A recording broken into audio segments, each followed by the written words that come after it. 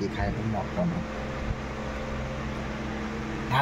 डाल मटन बर्तन पे आमर मटन सब मसला वसला मिसिकी घंटा घंटी चलती बर्तन मटन बस कषा चलला 100 आलू को गोटे कि खाए मटन डाल मटन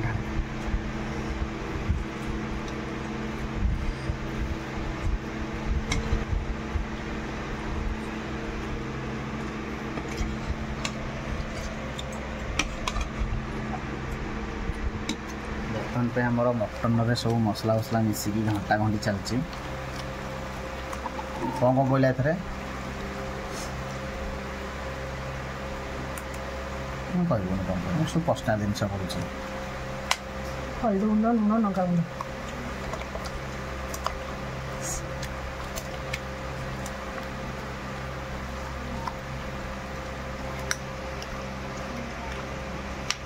आलू फल रेडी हो गला सेपटे पियाज सब माने रेडी कुरकुर हो गला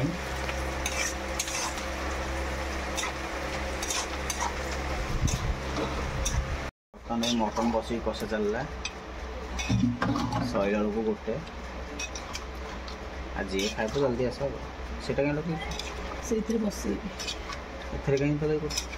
कषि दूसरी